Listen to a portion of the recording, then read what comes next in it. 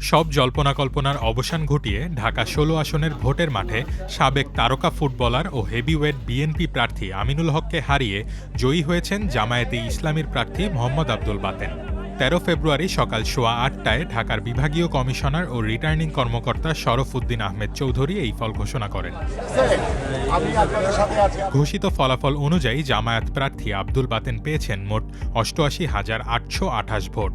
তার প্রতিদ্বন্দ্বী বিএনপির আমিনুল হক পেয়েছেন ৮৫,৪৬৭ ভোট, অর্থাৎ ৩,৩৬১ ভোটের ব্যবধানে জয়ী হয়েছেন আব্দুল বাতেন। রিটার্নিং কর্মকর্তার তথ্যমতে এ আসনে ১৩৮টি কেন্দ্রে মোট ৪৬% ভোট পড়েছে। ৪,৪৯৯ জন ভোটারের মধ্যে ১,৮৪,৫৬৩ জন ভোট দিয়েছেন, যার মধ্যে বৈধ ভোটের সংখ্যা ছিল ১,৮০,৭৯৯টি। ৩,৭৬৪টি ভোট বাতিল ঘোষণা করা হয়েছে। ভোটের মাঠে পরাজিত হলেও আমিনুল হক দেশের ফুটবল ইতিহাসে গোলবারের অতন্দ্র প্রহরী হিসেবে পরিচিত। ২০০৩ সালে মালদ্বীপের বিপক্ষে ঐতিহাসিক সাফ চ্যাম্পিয়নশিপ জয় ছিল তার ক্যারিয়ারের সেরা মুহূর্ত। ২০১৩ সালে খেলোয়াড়ি জীবন শেষে বিএনপিতে যোগ দেন তিনি।